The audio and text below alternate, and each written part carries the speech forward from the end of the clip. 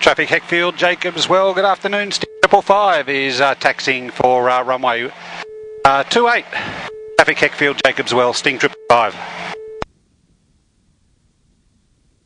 Okay, here we are taxiing. Today is the 1st of January 2009. We've got a test flight coming up for some evidence, I guess you could say, for the coroner as part of the inquest into Neville Smith and John Guthrie's death in the Sting aircraft. What we're trying to do today is to reproduce similar conditions as what they achieved, and we've done that by loading up the plane with the right amount of weight. It's a hot day, it's fairly windy, we've got about 15 knots blowing through, and I'm going to take the aircraft up and do some stalls and see what happens when we're up at a really high altitude, and then do the same again with the engine turned off. But everything's right, our temperatures are good. One stage of flap is introduced, and we've got quite a bit of crosswind, so a bit of stick into wind, and we're just going to accelerate out and then climb normally to 3,500 feet, introducing the throttle. The nose is coming off the ground, and we're basically flying. Very, very straightforward and quick. I'm going to reduce some throttle, and we're up sufficiently high, so I'm going to put the flaps away. We're recording here with two cameras. We've got a little bullet cam at the front up there, and we've got another camera on the side which is looking out the front of the aircraft. Okay, we'll just throttle back and continue our climb out. We need to change frequencies and monitor another channel once we're up, and I'll just continue climbing slowly. At the moment we're climbing at about 1,000 feet a minute, showing 60 knots, 30-degree turn, and we're just going to do all of this overhead the airfield.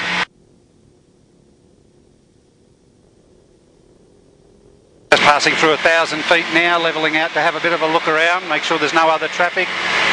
Again, it's fairly windy up here, a bit of bump, so it's probably not as bad as the day that the accident was with the really blustery conditions down low, but I'm going to try and simulate that by moving the stick and pedals during stalling to see if we can initiate any sort of spin activity or anything like that.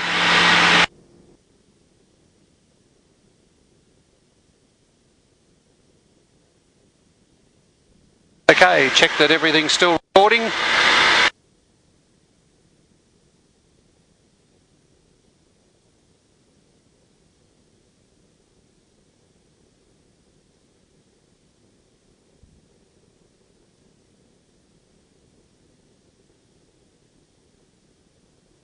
Just turning off some of our instruments so when we shut the engine down we don't spike anything.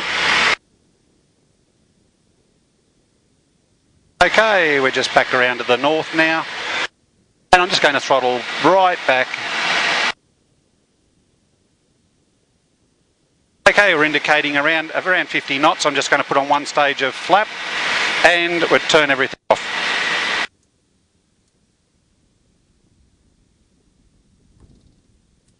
Okay, our plane has stopped. We're showing 40 knots. I'm just going to let the plane build up a little bit of speed. Now I'm going to pull back on the stick and invoke a spin or a stall if I can. I'm getting quite a bit of buffeting. I can feel it coming through the stick. Okay, the plane's just stalled. The nose drops a little bit and it comes out of the stall. I'm just going to let it fly out again. So now we're flying straight and level. I'm going to pull back on the stick.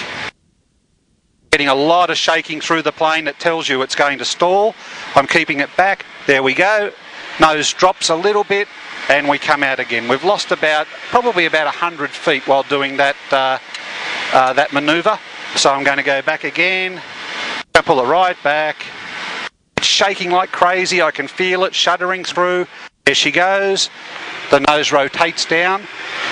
Now what I'm going to do is I'm going to try and simulate, you can feel it shuddering quite aggressively now because we're right on the stall buffet that tells you it's going to stall. What I'm going to try and do is simulate aggressive turbulence by moving the controls right on the stall. So I'm moving. There we go, we're buffeting like crazy. I'm pulling back, drop the wing, drop the nose just a little bit, and the plane is flying again. We'll try that one more time. So we're coming back. I'm going to try and get it to develop into a spin. There we go, nose drops, and the plane flies out.